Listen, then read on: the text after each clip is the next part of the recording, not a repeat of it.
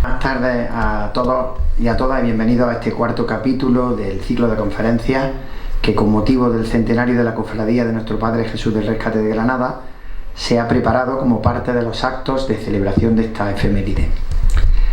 En esta ocasión nos encontramos en el Palacio de los Condes de Gavia, lugar en el que se encuentra la exposición conmemorativa de nuestro centenario y que tan gentilmente la excelentísima Diputación de Granada ha tenido a bien ceder para la misma.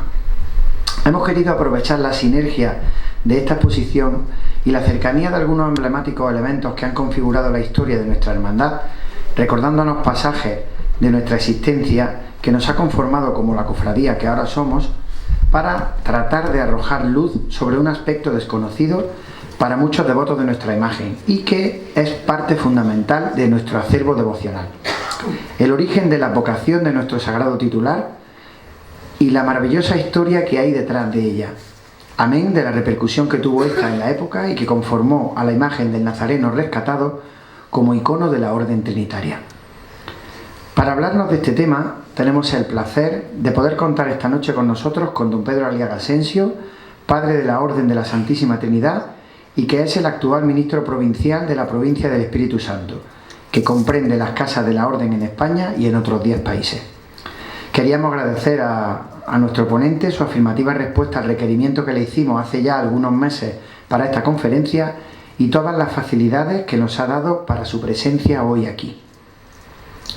Don Pedro Aliaga nació en Villanueva del Arzobispo, en Jaén, en 1971. Hizo su primera profesión en la Orden Trinitaria en 1990 y fue ordenado sacerdote en 1996. Ha vivido en Roma la mayor parte de su vida religiosa, en el convento de San Carlino de las Cuatro Fuentes, del que ha sido nombrado 4 veces ministro. Entre 2007 y 2019 ha sido consejero general de la Orden, vicario general entre 2013 y 2019. En 2021 fue elegido ministro provincial de la provincia del Espíritu Santo, cargo en el que, como ya hemos comentado, perdura en la actualidad. Es doctor en Historia por la Pontificia Universidad Gregoriana, universidad en la que también se graduó en las facultades de Filosofía y Teología. Autor de numerosas monografías y artículos científicos y divulgativos, destaca San Simón de Rojas, un santo en la corte de Felipe III y Felipe IV. Fue profesor invitado en las universidades pontificias Angelicum y Gregoriana. Ha formado parte de varias obras colectivas con equipos de historiadores tanto en España, en la Real Academia de Historia de la Universidad Autónoma de Madrid, como en Italia, en la Pontificia Universidad Gregoriana. Es también presidente del Instituto Histórico de la Orden Trinitaria. La ponencia con la que nos va a ilustrar hoy se titula La devoción a Jesús Nazareno rescatado en la historia de la Orden Trinitaria. En ella presentará el rescate de la imagen de Jesús Nazareno en la Mámora de Marruecos, las vicisitudes de aquella imagen original y la devoción que despertó en torno a los conventos de la Orden Trinitaria, que divulgaron las imágenes de Jesús Nazareno con el escapulario de la Orden y propagaron sus cofradías por doquier, hasta convertirse en la devoción más distintiva de los trinitarios. Sin más, les dejo con Pedro Aliaga.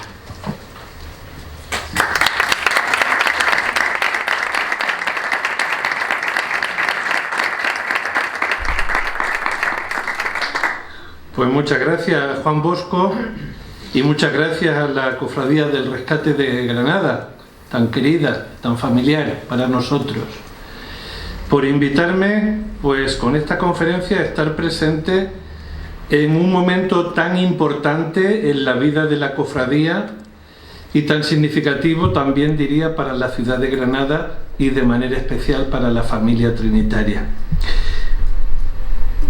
Estoy al corriente de las celebraciones, los momentos tan significativos que se han vivido. De una manera muy especial, la visita de la Sagrada Imagen al Parque Nueva Granada, nuestra parroquia, nuestra casa, algo yo creo único en la historia, y que la Divina Providencia quiso que coincidiera con el capítulo general de la Orden, con lo cual pues no pudimos estar presentes ni el padre Ignacio Rojas ni yo. Y lo digo con harto disgusto mío y de Ignacio, ¿no? Además, si algún día publicáis el anecdotario del centenario, tendréis que contar que nos dieron unos avisos, unos toques de aviso a los dos, porque estar en el capítulo general mirando las fotos que te mandan, pues claro, sobre todo cuando estás de moderador en el capítulo, pues queda un poquito así. Y entonces nos dijeron que nos traíamos entre manos y dijimos, nada, cosas nuestras. Y es que estábamos mirando las imágenes de las fotos del traslado, de la llegada del Señor a nuestra parroquia del Parque Nueva Granada. Lo más importante, creo, del centenario es que estas circunstancias tan especiales nos tienen que llevar a mirar al Señor, que es lo central siempre, mirar al Señor. Y eso nos lleva a tener un recuerdo hacia San Juan de Mata, nuestro padre común, el padre fundador, y esa experiencia mística que da origen a la orden trinitaria y a la familia trinitaria. Vio a Cristo, ¿no? Esa imagen del Señor que él vio en su primera misa al levantar la Sagrada Forma al Señor con los cautivos, ¿no? También nosotros tenemos siempre que mirar a Cristo y mirar al Señor en esta imagen tan preciosa que nos trae al Señor en los misterios de su pasión, y que de una manera tan maravillosa, tan inefable, transmite esta imagen del rescate de Granada, del Señor de Granada. Como decía Juan Bosco en la presentación, es la devoción más típica de la orden trinitaria. Siempre lo ha sido. Y es una de las devociones más extendidas que la Iglesia ha recibido de la orden trinitaria.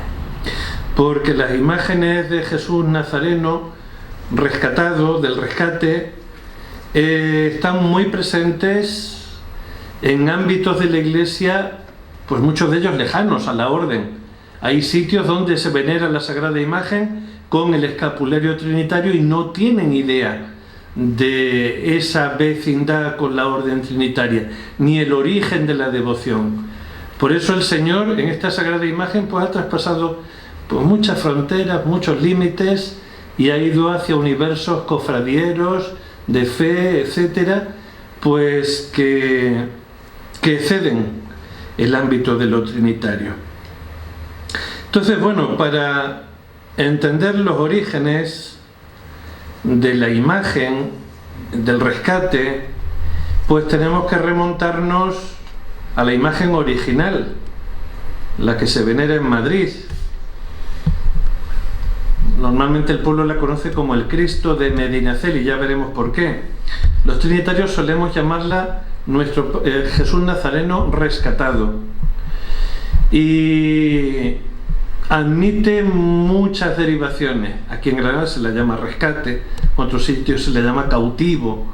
Hay lugares también donde hay nombres muy singulares, como por ejemplo Martos, en la provincia de Jaén, donde la imagen que hay en el monasterio de las monjas trinitarias se le llama con el curioso nombre de nuestro Padre Jesús de la túnica blanca, se llama así.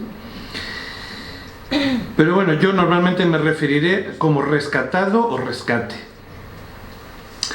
Y bueno, pues nos remontamos, digo, a la imagen original, la que se venera en Madrid, y la singular historia de la que fue protagonista a finales del siglo XVII. Hablando de rescate, que no se me olvide, está entre nosotros el padre Antonio Aurelio Fernández Serrano, que es, fíjense ustedes qué título tiene este hombre, es el Procurador General de la Redención de Cautivos. Es decir, es el título que recoge la tradición redentora de la orden, y además es el presidente de Solidaridad Internacional Trinitaria, que es el órgano que en nuestro tiempo expresa la solicitud de la orden trinitaria, de la familia trinitaria, para con los cristianos que sufren a causa de su fe. como muchos lo conocen, sepan que desde hace un mes escaso, hoy hace un mes, forma parte de la comunidad del Real Santuario de la Virgen de la Cabeza. Allí lo encontrarán cuando vayan a Sierra Morena, a visitar a la Morenita. Bueno, pues la imagen original de Jesús Nazareno es una escultura en madera de autor anónimo, realizada probablemente entre 1620 y 1630 en un taller de Sevilla, en el círculo de Francisco de Ocampo o de Luis de la Peña. Originalmente era una imagen con la cruz a cuestas, con brazos articulados. Eran imágenes que servían, según se les pusiera los brazos, podían servir para representar diferentes momentos de la pasión. Tiene 173 centímetros de altura, el cuerpo está tallado en madera de pino, la cabeza y las manos en madera de cedro. La cabeza está cubierta con pelo natural sobre el que se coloca una corona de espinas. Se veneraba en la Mámora, en la costa atlántica de Marruecos, junto a la desembocadura del río Sebú, a 8 kilómetros de la ciudad de Kénitra. Actualmente esa ciudad, no muy grande, más bien pequeña, se llama Mehdia, y el padre Ignacio Rojas y yo estuvimos el año pasado visitándola. Estuvimos seguramente en el sitio, porque hay una fortaleza, un pequeño alcázar, en una elevación, donde seguramente pues, estuvo la imagen de Jesús Nazareno cuando ocurrieron los hechos a los que nos referimos. Esa plaza española de la costa marroquí, vuelvo a repetir, la costa atlántica, fue conquistada en 1614 por la flota española bajo el mando de Luis Fajardo. Se construyó una fortaleza. Desde 1643 se la llamó San Miguel de Ultramar. Había una capilla atendida por los religiosos capuchinos. La imagen de Jesús, según la hipótesis capuchina, provenía del convento capuchino de Sevilla. El 30 de abril de 1681, una armada de 80.000 soldados del rey de Fez, a mí me parece un poquito exagerado el número de soldados, porque fíjense, la famosa batalla de las pirámides de Napoleón eran 100.000 turcos, Lepanto 91.000 soldados, me parece un poco exagerado para un castillo que tampoco era tan gran cosa, pero bueno, no nos vamos a pelear ahora por el número de los soldados, eran 80.000, dice la fuente.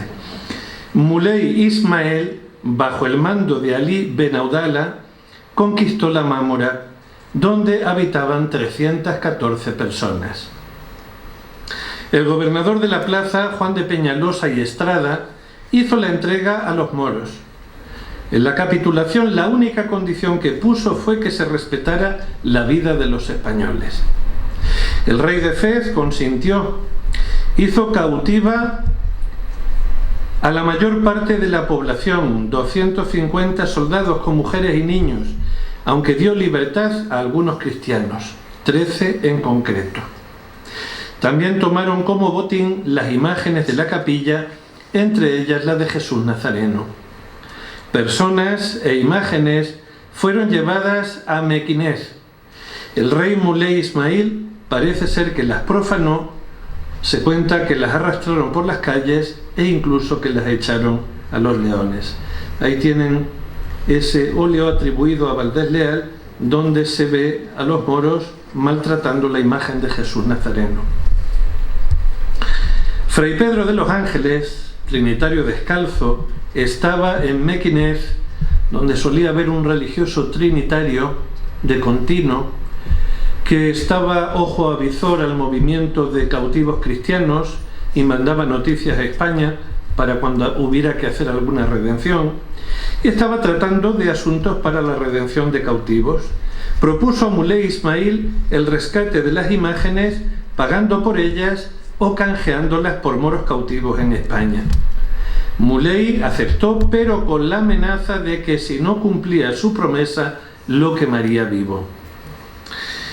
Esta fue la 14ª redención general de los trinitarios descalzos. Los redentores fueron los padres Miguel de Jesús y María, Juan de la Visitación y Martín de la Resurrección. Partieron de Madrid para Sevilla el 5 de noviembre de 1681.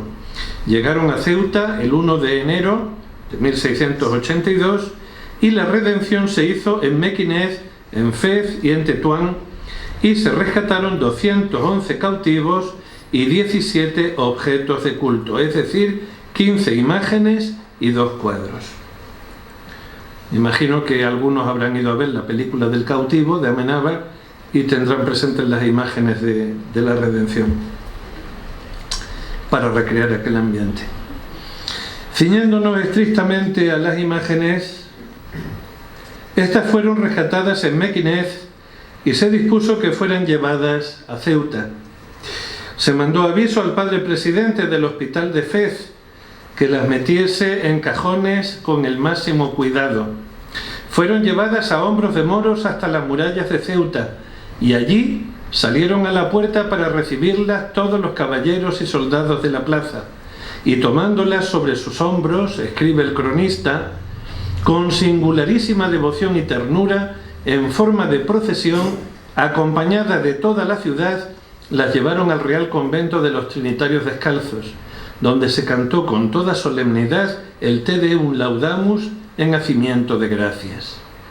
Este acto tuvo lugar en una fecha muy significativa para los trinitarios, el 28 de enero. Para nosotros es la fiesta de Santa Inés, patrona de la Orden, día en que San Juan de Mata tuvo la revelación de su primera misa. En el acto de la entrega de las imágenes, los redentores entregaron el precio convenido a los moros, con destino al rey de Fez, y además un presente, un regalo de ricas telas de oro. El precio total estipulado fue de 3.000 pesos en paños de Segovia, a razón de 2.000 pesos por los cautivos y 1.000 por las imágenes. Digamos de pasada que más tarde el alcaide de Tetuán dijo al rey de Fez que las imágenes habían sido rescatadas a poco precio y que pidiera ser resarcido con la entrega de 15 moros de los que había en España. Esto provocó un conflicto realmente difícil, cuyos detalles vamos a obviar. Los frailes se vieron obligados a comprar 6 esclavos moros en Ceuta y otros 9 en Málaga. Sin embargo, a causa de los plazos impuestos y de otras exigencias con que pretendían sacar más ganancia, un fraile trinitario que vivía en Mequinez, para atender a los cautivos, fue maltratado, le fue saqueada la casa y confiscada. Con razón insistían los cronistas en que fue una de las redenciones en que más sufrieron los frailes redentores. Hay una alusión al milagro de que querían el peso de la imagen, el equivalente al peso de la imagen en monedas, y pusieron la imagen en una balanza, y al poner el fraile la moneda número 30, la balanza se equilibró, ¿no?, en memoria de las 30 monedas que pagó Judas cuando entregó a nuestro Señor. Y muchas veces, pues como ven aquí en esta ilustración, pues se representa ese momento, ese milagro. Poco después del acto de recepción de las imágenes en Ceuta, estas fueron llevadas a Algeciras, a casa de un sacerdote hermano de la Redención, es decir, hoy diríamos un terciario trinitario, quien las envió sin demora al convento de los Trinitarios Descalzos de Sevilla, donde estuvieron hasta finales de julio de ese año, 1682. La relación de las imágenes reza así. La primera de ellas es una estatua de Jesús Nazareno, de tamaño natural, con una túnica violeta. Una escultura de Cristo crucificado, de alabastro, de una vara de altura. Una escultura de Cristo crucificado con la Virgen Dolorosa, de ágata, de 3/4 de altura. 2 esculturas del Niño Jesús, una de media vara de altura y otra de 2/3. A continuación se mencionan 3 imágenes de la Virgen, la del Rosario con el niño, otra de la Inmaculada y la tercera una Virgen con el niño de una cuarta de altura. Hay también un cuadro de la Virgen con el niño. Se señalan 7 esculturas de santos: San Miguel Arcángel, que era el patrono de la Mámora, de tamaño natural; el Ángel de la Guarda, de media vara; San Francisco de Asís, de tamaño natural; San Diego de Alcalá, de 5 cuartos; San Antonio de Padua, de media vara; Santa Lucía, de tamaño natural; San José con el niño, de una vara de altura. Al final del listado de las imágenes rescatadas se menciona una tablilla con una pintura de San Ildefonso, una corona, 2 diademas de plata, rosarios, misales, ropa y vasos litúrgicos. En agosto de 1682, las sagradas imágenes llegaron a Madrid. El ministro general de los Descalzos Trinitarios, el padre Antonio de la Concepción, dispuso la celebración de un triduo solemne como expiación por la profanación sufrida por los moros. Todas las imágenes fueron colocadas en la iglesia conventual, mostrando las cubiertas con el escapulario trinitario.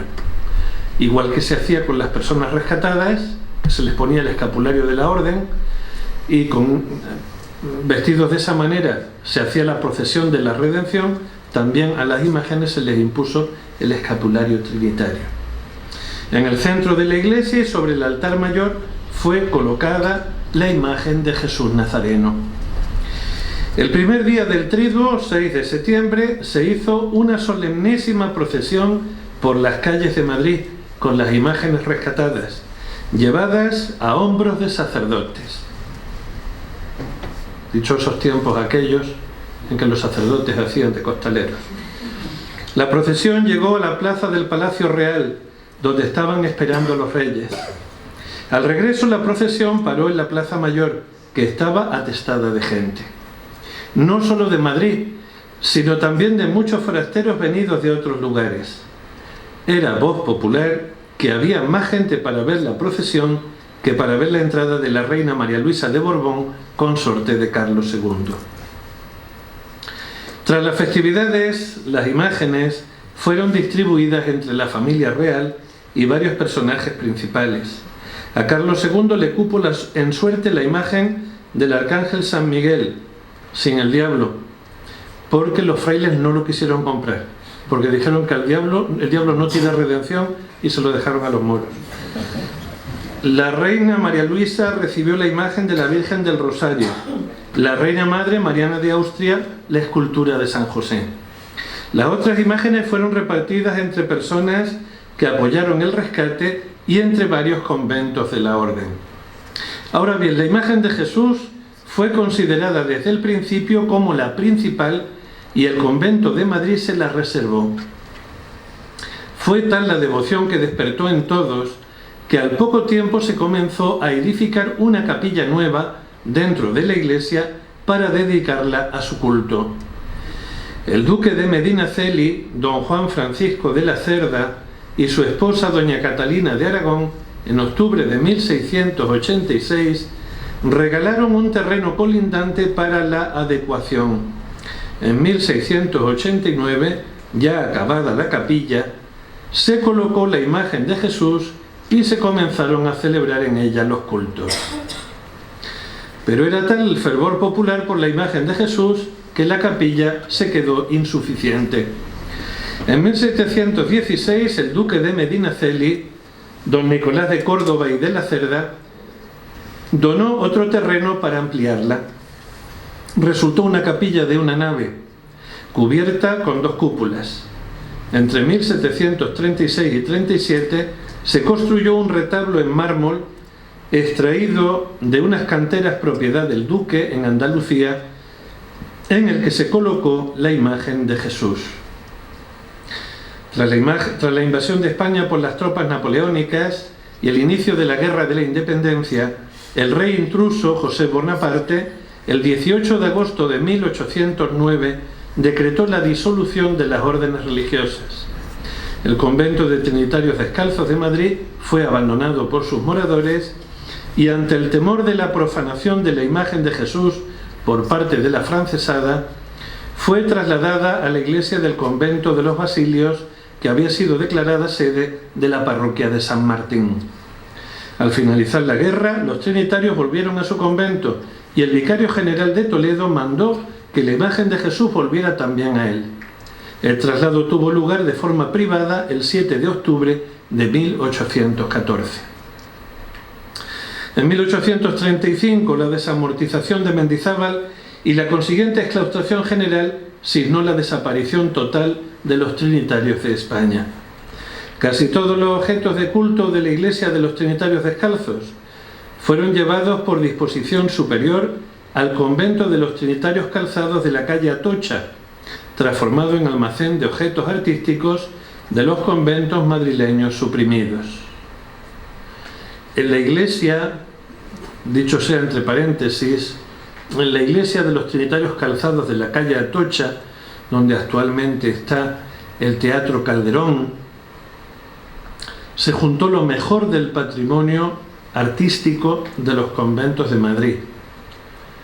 Y todas esas obras de arte forman lo mejor del Museo del Prado actualmente. Es decir, es lo que se llamó el Museo Nacional de la Trinidad, porque perduró en aquel lugar, en la iglesia de los Calzados, pues durante varios lustros. La Congregación de Jesús Nazareno pidió y obtuvo permiso para llevar la imagen de Jesús a la parroquia de San Sebastián. El traslado se realizó la noche del 17 de marzo de 1836. En diciembre de 1845 surgió una trifulca a propósito de la imagen.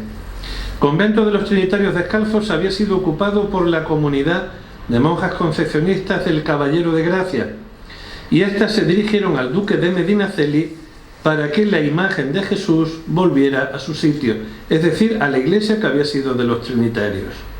El duque pasó la solicitud al ministro de Gracia y Justicia. Al enterarse, tanto el párroco de San Sebastián como la cofradía se opusieron al traslado.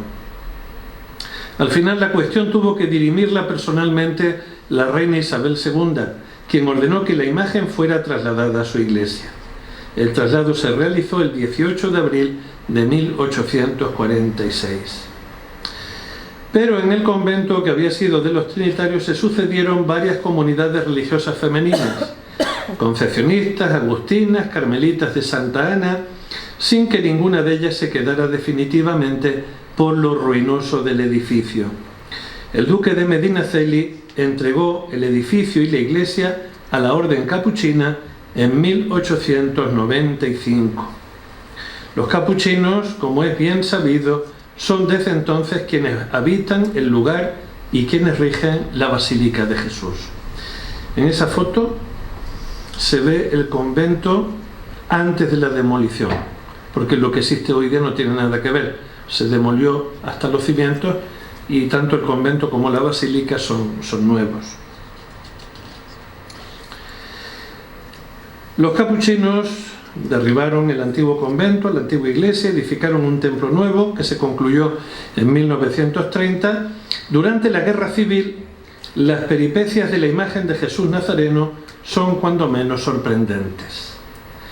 El 17 de julio del 36 fue bajada de su altar y escondida en un sótano, dentro de un cajón de madera ocultado por escombros.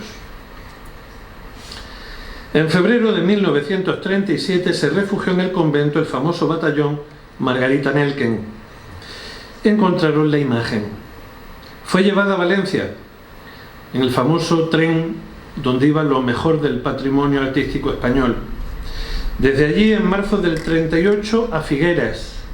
En mayo de 1938, a Perelada.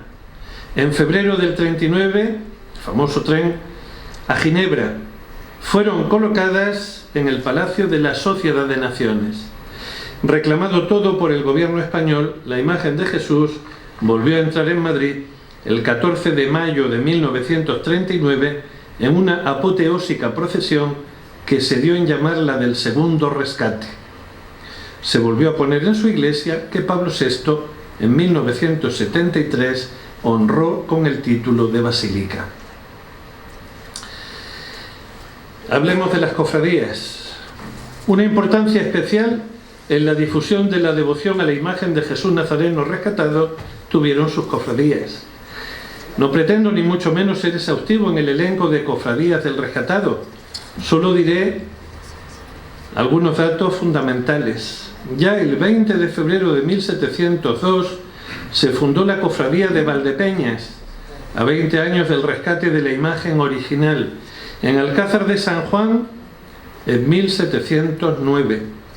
En Madrid se funda la Congregación de los Esclavos de Jesús Nazareno, con 142 miembros, el 16 de marzo de 1710.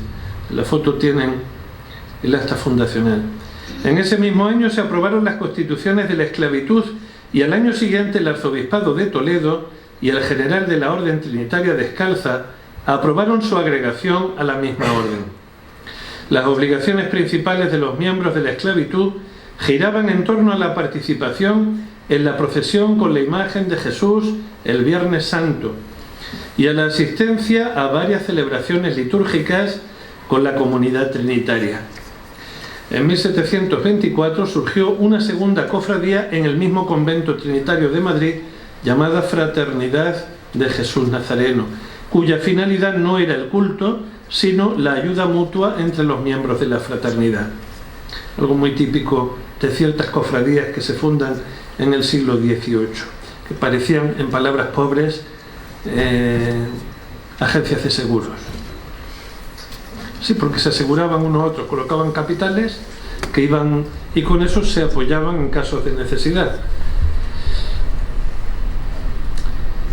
Hablemos del culto litúrgico a Jesús Nazareno, porque Jesús Nazareno tiene su propia fiesta litúrgica en la Orden Trinitaria, el 23 de octubre. El 11 de diciembre de 1734, la Sagrada Congregación de Ritos aprobó los textos del breviario y de la misa para la fiesta del Santísimo Redentor, que se debería celebrar entre los trinitarios descalzos el día 22 de octubre de cada año. Los textos litúrgicos y la fecha estaban tomados de una festividad de este nombre que se celebraba en la ciudad de Venecia. El 26 de noviembre de 1735 la Orden pidió y obtuvo la facultad para cambiar esa festividad al 23 de octubre. La concesión de esa fiesta tenía carácter de primera clase con octava, es decir, lo que hoy diríamos solemnidad para España, mientras que en las iglesias trinitarias de fuera de España se debería celebrar como duplex maius, hoy diríamos como fiesta. El Papa Benedicto XIV, con una bula del 17 de septiembre de 1756, concedió indulgencia plenaria a los fieles que visitaran la iglesia de los Trinitarios Descalzos de Madrid el día 23 de octubre, confesándose y recibiendo la comunión. En la última reforma del calendario litúrgico de la Orden, la fiesta del Santísimo Redentor se ha mantenido con el rango de fiesta. Me ahorro otras consideraciones históricas sobre la fiesta litúrgica que para muchas personas pues pasa completamente o casi completamente inadvertida, porque en muchísimos lugares el día de Jesús Nazareno es el primer viernes de marzo, que es cuando se le visita, se besa el pie y se le pide las gracias, ¿no? En Granada también es así, sí. Y el 23 se celebra también, litúrgicamente. Hablemos también pues de las imágenes, copias de la original de Jesús Nazareno. Sabemos que es de las imágenes de Cristo más populares y veneradas, sobre todo en ámbito español, principalmente, aunque no solamente. Es conocida en algunos ambientes italianos y polacos y también en territorios del antiguo Imperio Austrohúngaro y también en América Latina, principalmente por la propaganda que de ella hizo la Orden Trinitaria desde finales del siglo XVII. Prácticamente todas las iglesias de la Orden tuvieron imágenes de Jesús expuestas al público. Ya entre 1706 y 1709, el Padre Alejandro de la Madre de Dios y el Padre Melchor del Espíritu Santo hablan de las imágenes veneradas en los conventos trinitarios descalzos de Sevilla, Alcázar de San Juan, Alcalá de Henares, Valdepeñas, Toledo, Valencia, Vilna, Lituania y Viena. Una de las más antiguas, probablemente la más antigua, es la de Sevilla, expuesta al culto ya en 1690, hoy en la parroquia de San Ildefonso. Es una imagen que para mí supone un misterio, lo confieso, porque nunca ha tenido cofradía ni procesión, y sin embargo es una de las imágenes de Cristo más veneradas por el pueblo, que la visita el primer viernes de marzo, siguiendo la antigua tradición. La de Valdepeñas, de 1692, de esa época sería también la de Alcázar de San Juan, es la que vemos en la foto. Esta es la de después de la guerra, porque la anterior fue quemada, fue profanada en 1936. La de Córdoba es de 1713, ahí la tenemos, obra del escultor cordobés Fernando Ruiz Díaz Pacheco, y en ese mismo año se fundó la cofradía. La de Málaga es de 1715, la de Granada de 1717-1718, la de Antequera de 1721, tallada en Granada, la de Ceuta de 1728, etcétera, etcétera. Si alguien quiere profundizar en esta cuestión, hay una monografía en original italiano y polaco, traducida al castellano, un libro pequeño de un sacerdote polaco, Andrzej Witko, del que todavía debe de quedar algún ejemplar disponible si alguien tuviera mucha tarea en profundizar. No sé dónde hay ejemplares. Si alguien me pidiera uno, la verdad es que tendría un problema, pero bueno, se andaría el encontrar alguno. En Italia, en la Curia hay muchísimos. Además, él ha sido el distribuidor, con lo cual pueden dirigirse al padre Antonio Aurelio. En Italia, San Carlino, el convento de los Trinitarios españoles, foco de irradiación de la devoción a la imagen de Jesús en Roma y en Italia. La primera representación es un pequeño cuadro que ahora está en el refectorio donde comemos los frailes y que se afirma haber sido pintado en 1686. Después se pintó un hermoso cuadro mayor que tuvo una gran devoción en Roma. En Livorno se encuentra la imagen más antigua del rescatado en Italia, una talla de finales del siglo XVII. En Italia saben que es, en contra de la costumbre española, es más frecuente las imágenes sagradas en cuadro que en escultura. Por eso en Italia son pocas las imágenes, las esculturas de Jesús Nazareno. Lo que más se encuentra son los cuadros, ¿no? Y en Livorno, digo, hay una escultura que es probablemente yo de las que conozco es la más antigua, es de finales del XVII. Y luego pues se encuentran otras en Milán, en la Basílica de San Crisógono en Roma, en Santa María in Monticelli. Ahí ven algunas de las imágenes, las iré pasando. Llegué en mis años romanos pues a ubicar unas 20 imágenes del rescatado en Roma, en la ciudad de Roma.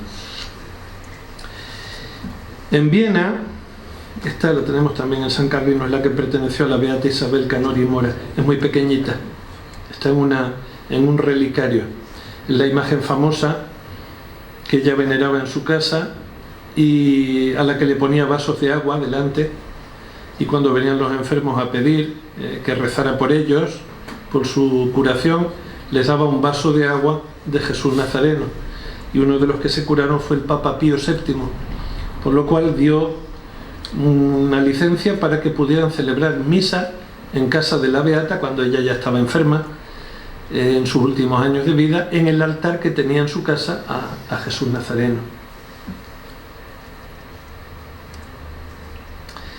En Viena, esta imagen también es muy importante en Roma. Está en la iglesia de Santa María in Monticelli. Es una imagen a la que se le atribuye un milagro bastante sorprendente, y es que movió los ojos delante de muchas personas que estaban en la iglesia, de los padres doctrinarios, y se hizo un proceso luego sobre ese prodigio, en que declaró mucha gente que lo vieron mover los ojos, y tuvo una cofradía de la que todavía quedan 4 o 5 cofrades muy mayores, y la imagen se puede ver en esa iglesia. El problema de la ciudad de Roma es que ha perdido a los romanos. Yo lo digo con mucha tristeza porque me considero romano, soy ciudadano romano, como decía San Pablo, y entonces al perderse a los habitantes del centro histórico de la ciudad, se han perdido las tradiciones, se han perdido las fiestas, se han perdido la inmensa mayoría de las cofradías antiguas. Yo no sé de aquí si fueron algunos a la procesión que hubo cuando el jubileo de las cofradías, y la primera cofradía que abría el desfile era la de Santa Ana de los Palafreneros, que es la cofradía típica del Vaticano. Iban 4 gatos con Santa Ana, y es de las pocas que quedan vivas todavía en la ciudad. Por decir algo de la interesantísima historia de la propagación de la devoción a Jesús Nazareno en el este de Europa, en el centro y este de Europa, siempre por obra de los trinitarios descalzos, pues decir que en Viena ya había una imagen en 1689, cuando los frailes van a fundar casa para ocuparse de la redención de cautivos en el Imperio Austrohúngaro, ya llevan una imagen de Jesús Nazareno que fue muy venerada en la capital, en Viena.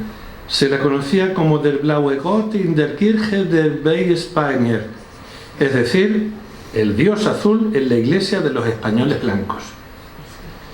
La devoción a Jesús en Viena arraigó mucho.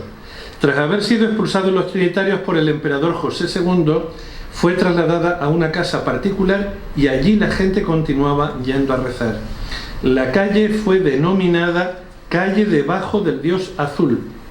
No tengo el vocablo exacto en lengua alemana. Otra imagen muy venerada en Austria es la de Metz, cerca de Innsbruck. En Polonia, las primeras y más famosas imágenes fueron las de Lwów, Vilna y Bretecko, la Polonia antigua, que era mucho más grande de la Polonia actual, y también las de Cracovia y Varsovia. Impresionante es la devoción que los lituanos tienen a la imagen de Jesús Nazareno, que se venera en la capital, en Vilna, probablemente la más venerada en todo el mundo, junto con las de Madrid y Granada, realizada en Italia y enviada a Vilna tras haber sido bendecida por el Papa Inocencio XII. La extraordinaria veneración por parte del pueblo de Vilna propició que se hicieran muchísimas copias hasta ser una de las imágenes de Cristo más populares en las iglesias lituanas. Recordará el padre Antonio Aurelio cuando hace unos años fuimos en Polonia a visitar el santuario de Kalwaria Świerdowska, que es el santuario más venerado por Juan Pablo II. Es un santuario muy peculiar donde hay unas colinas pequeñas detrás de un convento de franciscanos bernardinos con una iglesia dedicada a la Virgen. Entonces vas recorriendo esa colina y te vas encontrando con capillas grandes que reproducen los pasos de la pasión del Señor. Y a Juan Pablo II le gustaba mucho, siempre que tenía que tomar una decisión importante en su vida, se iba a ese santuario y recorría esas capillas. De hecho, también él, cuando se quedó huérfano de madre, su padre lo llevó a ese santuario y allí se lo consagró a la Virgen. Bueno, pues yendo, nos fuimos dando cuenta de que en los cruces de las calles había capillitas con la imagen de Jesús Nazareno con su cruz trinitaria, cosa que nos llamó muchísimo la atención. La gente tiene muy presente esa devoción. Por lo que respecta a América Latina, pues el principal foco de irradiación de esta devoción fue el convento de las Trinitarias de San Miguel Arcángel en la ciudad de Lima, también en otros sitios. Hace 2 años, la última vez que fui a hacer la visita pastoral a uno de los vicariatos de nuestra provincia en América Latina, fui a la ciudad de Arequipa, Nos metimos en la iglesia de los jesuitas, encontrándome con que estaban haciéndole una fiesta a Jesús Nazareno y la iglesia estaba llena de cofrades con el escapulario trinitario. No sabíamos nada, fue una casualidad completamente que nos encontráramos con aquella celebración, aquella imagen y aquella cofradía. Sobre representaciones, pues las hay con túnica azul, morada, violeta. De este tipo son más típicas en España. Con roja, la túnica roja es más típica en Italia, aunque también las hay en España, como en el caso de Granada. Blanca, hay casos en Polonia, también en España, como es el caso de Málaga, el famoso rescate, o martos, como he dicho antes. Lo más netamente distintivo de las imágenes de Jesús Nazareno es el escapulario trinitario. Y luego pues decir por último que la devoción y las imágenes exceden con mucho el ámbito de la orden trinitaria. Es una devoción muy extendida en España, en Lituania, en las naciones que hemos dicho antes.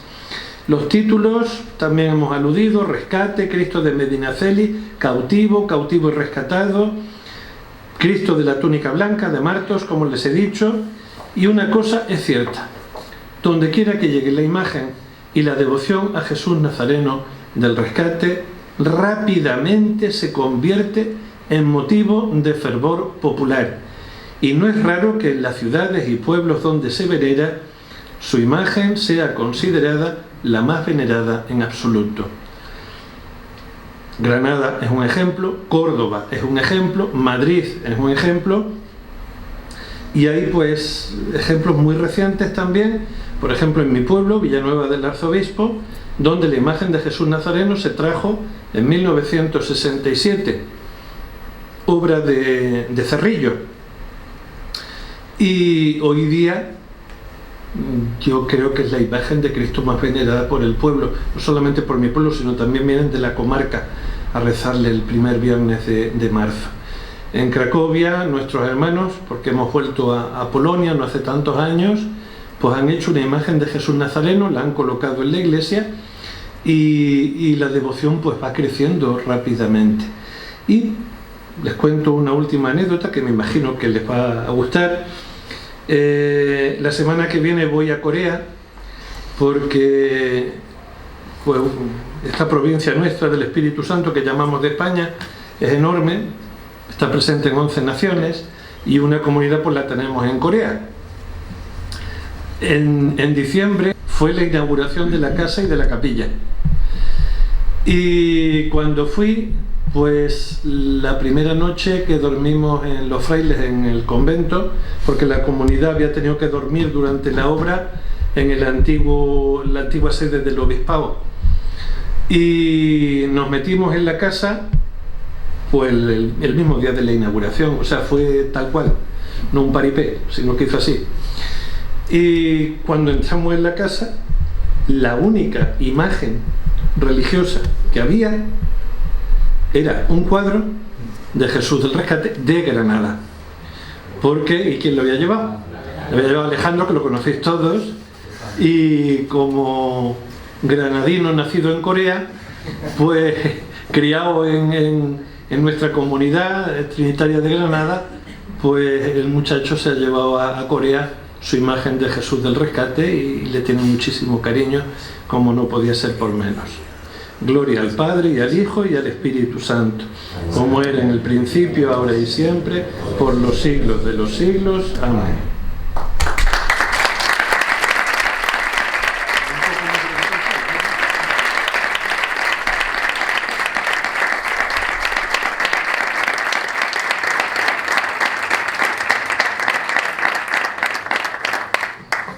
Bueno, no sé si entre los presentes hay alguna persona que quiera hacerle alguna pregunta a Pedro, o algún comentario, o alguna cosa. Sé que hay algunos que son muy trinitarios. O el Redentor de cautivos que está aquí. También.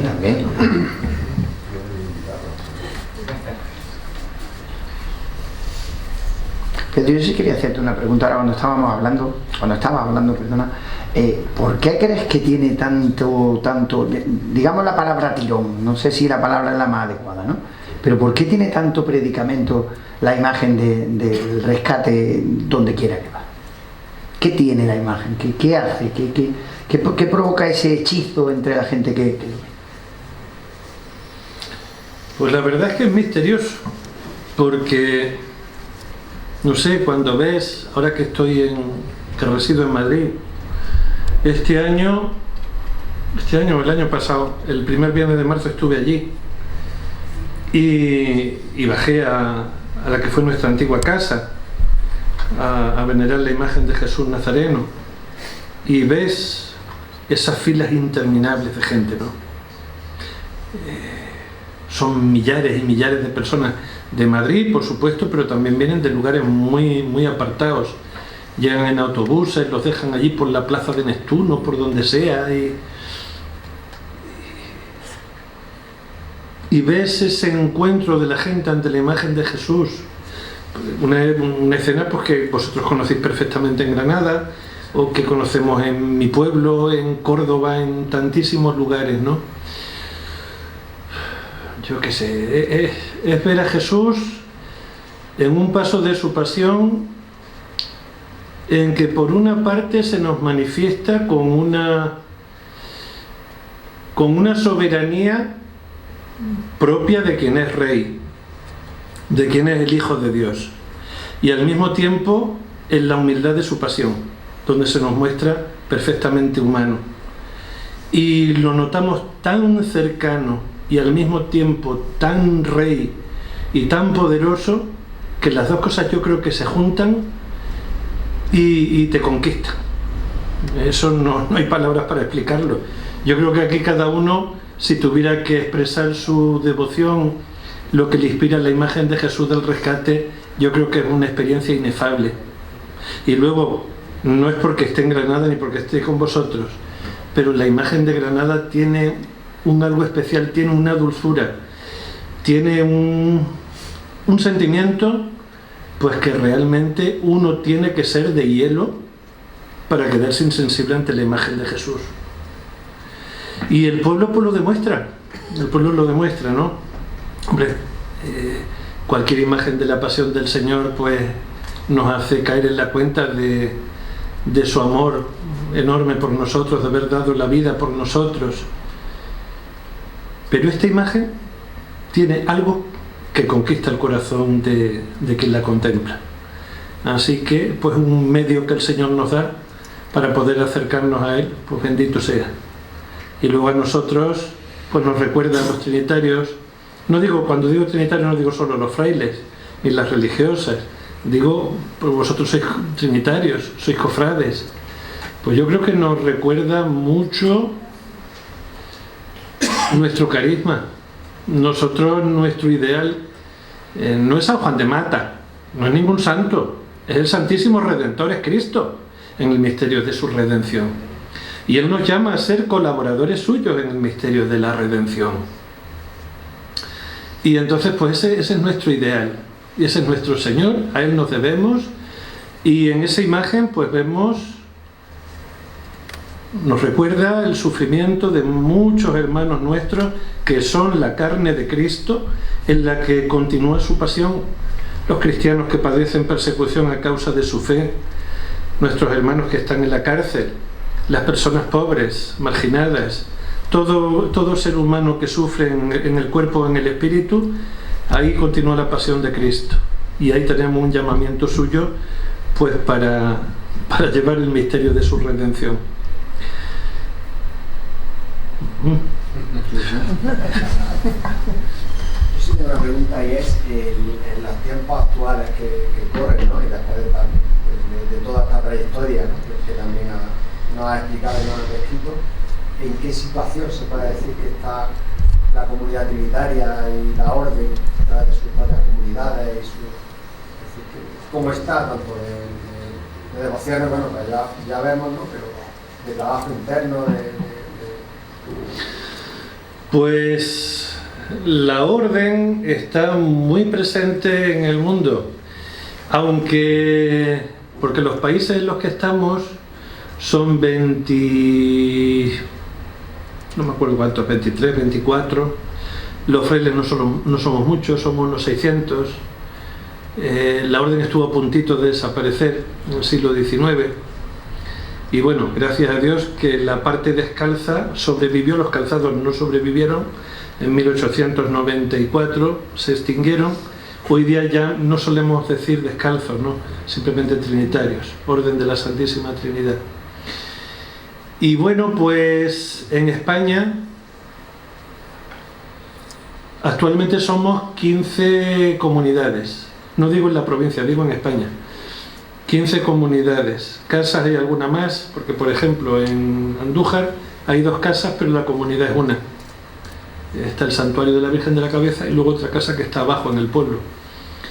Y eso ocurre en algún otro sitio. Y bueno, pues hay una variedad de obras muy rica, muy grande.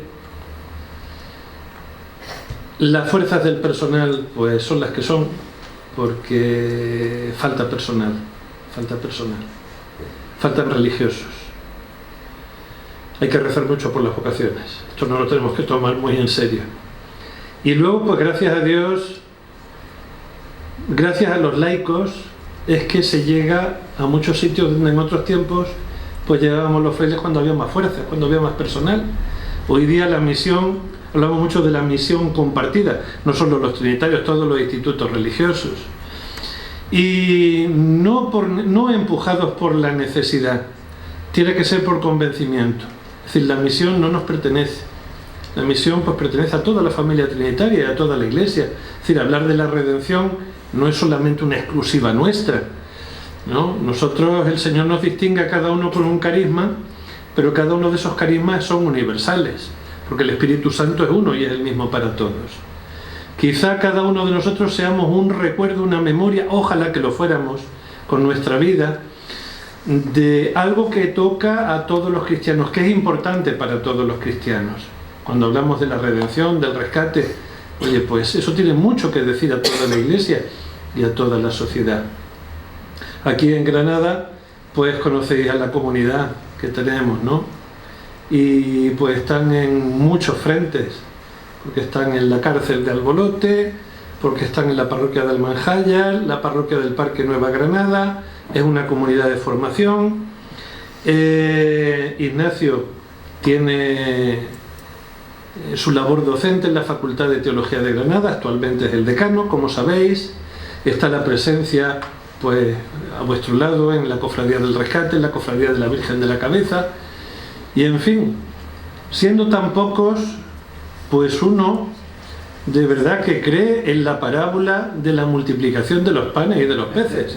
Pues dice, ¿cómo estas criaturas llegan a tanta cosa? Pues llegan y además están contentos, se les ve contentos. Es una comunidad donde el personal pues se les ve feliz y tal. Algún día un poco cansados también, porque a ver, decía el Papa Francisco que cuando un sacerdote por la noche está cansado, dice que ese es el mejor incienso que se le puede ofrecer al Señor, ¿no? El estar cansado por la noche de nuestro trabajo. Un sacerdote, yo digo que cualquier cristiano, ¿no? Un padre de familia que por la noche está cansado, ha trabajado, lo adoptó por su familia con el mayor cariño del mundo, eso es incienso que va al Señor. Así que ahí tenemos que estar todos. Y yo una cosa que me da mucha alegría es ver la buena armonía que hay en Granada entre vosotros. Me da mucha alegría de verlo, porque en Granada pues están los frailes, estáis vosotros, está el laicado trinitario, están las hermanas trinitarias, y hay armonía, hay espíritu de familia, y eso es muy bueno y eso no lo podéis perder. Y faltan vocaciones. Entonces vamos a pedirle al Señor del Rescate una vocación granadina. Si con una nos conformamos, que tampoco, que fuera un fruto del centenario, ojalá. Y si echa más, tampoco vamos a... Ya tengo una consulta, don Jorge. Dentro de... Usted ha puesto ahí muchísimas imágenes del Señor, en muchísimas facetas, ¿vale? Usted ha visto el de Granada, entiendo, como bien ha dicho. Dentro del ínterin o de la liturgia de la pasión del Señor, ¿usted lo entiende como un cautivo o lo entiende como un esclavo? Aunque sea cautivo, entiendo. Aunque sea el Señor del Rescate, si lo he puesto en un trino. No sabría qué decirte. No sabría qué decirte. No sabría para dónde inclinar la balanza, ¿no? En la interpretación. Se le ve en su pasión. Usted ha puesto, don Jorge, muchísimas imágenes. Sí. El Señor no se ve maltratado aún. Maltratado me refiero, no tiene ningún accidente en la cara, ni tiene ningún rasgo externo de haber sido agredido cuando era cautivo, por ejemplo. Pero en el caso del rescate, en el caso de la imagen nuestra, de nuestra hermandad, ya sí se ve que ha pasado ese tránsito. Por eso le pregunto. La imagen original está coronada de espinas. No, coronada de espinas, por supuesto. Sí. Pero que haya sido agredido o no es distinto. Por eso digo, si hay este homo, aunque sea cautivo y sea rescate. Esa es una cuestión de iconografía que sería interesante estudiar, cotejando la imagen original y las imágenes, sobre todo las antiguas, ¿no? Pues poder dar una respuesta a esta pregunta que es legítima. Es decir, ¿de qué momento de la pasión estamos hablando? Correcto. Sí. Pues sería un estudio interesante de hacer. Y gracias a Dios hay mucha documentación gráfica pues para poder hacerlo. Sí. Pero yo no me considero competente como para decir una palabra definitiva al respecto. No lo sé. Muchas gracias. De nada.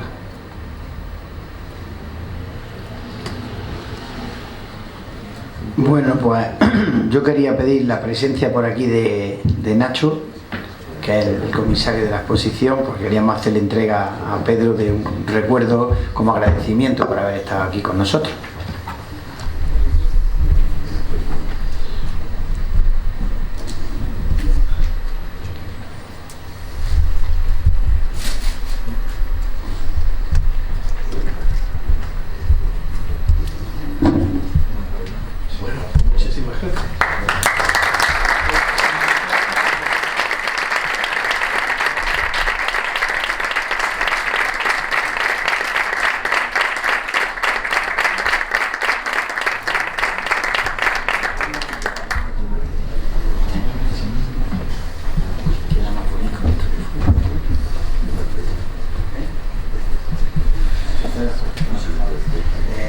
Nacho, sube, vamos a repetir la foto, se ve mucho mejor así que la pantalla, ¿no?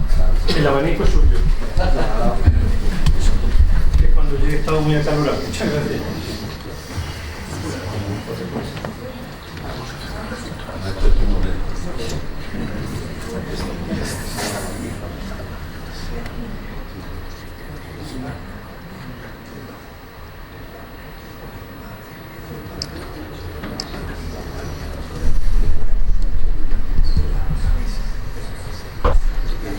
Muy bien.